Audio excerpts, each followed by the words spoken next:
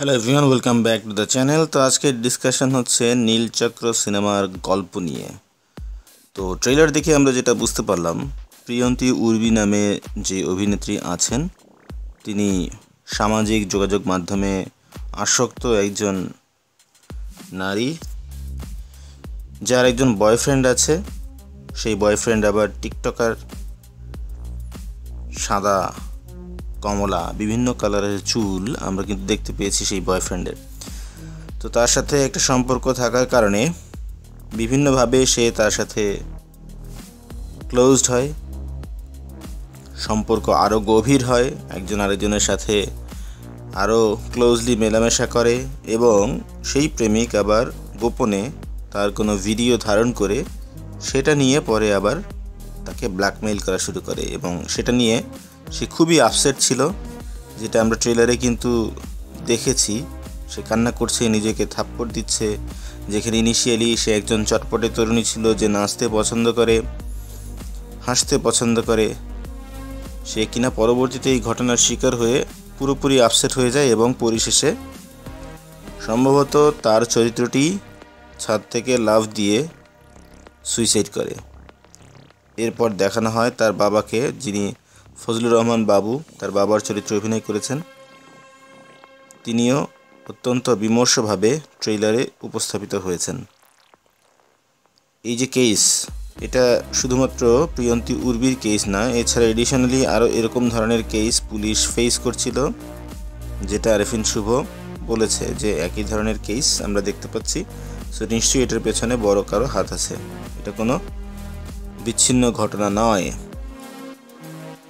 So পরবর্তীতে তারা যখন খুঁজতে যায়, আরও গভীরে পৌঁছাতে চায়, তখনই তারা জানতে পারে যে এর পেছনে একটা গ্যাংয়ের হাত আছে, যে এই গ্যাং লিডারকে আমরা কিন্তু ট্রেইলারে দেখেছি এবং এটা নিয়েই কিভাবে তাদেরকে এই গ্যাং লিডার শাস্তি দিবে, তাদের ধরবে এবং জেলে পুরবে, সেটা নিয়েই এই সিনেমার গল্প বলে মনে হচ্ছে। ট্রেইলার দেখেই কিন্তু গল্প সম্পর্কে একটা প্রেডিকশন পাওয়া গিয়েছে, ভিজিবল ছিল। মেকাররা এখানে কোনো কিছু লুকানোর চেষ্টা করেননি, যে বক্তব্য তারা দিতে চেয়েছেন সেটা কিন্তু এই ধরনের গল্পেরই একটা আভাস দেয়। এই সিনেমার চিত্রনাট্যে আছেন হচ্ছে নাজিম উদ্দৌলা, তিনি একজন বিখ্যাত রাইটার, খুব ভালো থ্রিলার লেখক।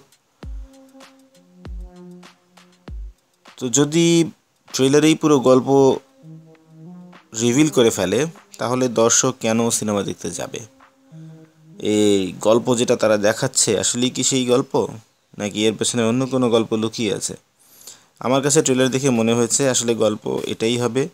এখানে যিনি রাইটার তিনি তো অবশ্যই লিখেছেন, চিত্রনাট্য করেছেন, কিন্তু সিনেমা বানানোর দায়িত্ব তো আসলে ডিরেক্টরের। ট্রেলারও কিন্তু রাইটার রিলিজ দেন না, এটা ডিরেক্টর এবং প্রডিউসার টিমই কিন্তু রিলিজ দেয়। সো সেখানে তাদের কর্মকাণ্ডের পেছনে আমার একটা প্রশ্ন আছে যে ট্রেলার কাটটা আসলে আরও ভালো করা যেত, এতটা স্ট্রেইট ফরওয়ার্ড এবং স্টোরি টেলিং ট্রেইলার আসলে প্রয়োজন ছিল কিনা, সেটা কিন্তু একটা প্রশ্ন।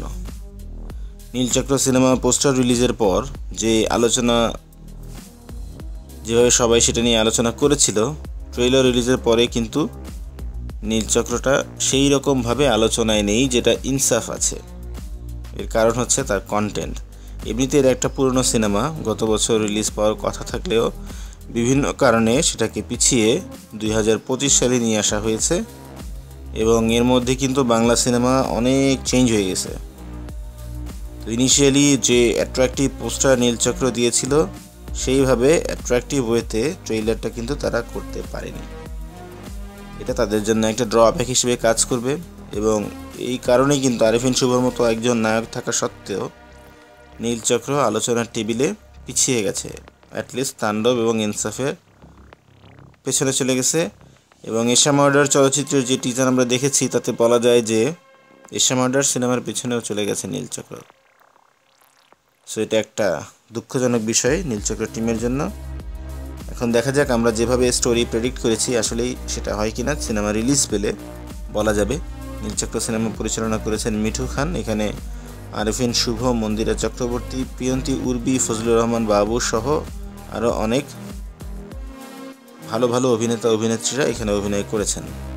তো আপনারা যদি ট্রেলার দেখে থাকেন কেমন লেগেছে জানাবেন। আমাদের স্টোরি প্রেডিকশনের সাথে আপনারা একমত কিনা সেটাও আমাদের কমেন্ট বক্সে জানাবেন। আমাদের ভিডিও ভালো লাগলে লাইক করবেন, শেয়ার করবেন আপনার ফ্রেন্ডদের সাথে।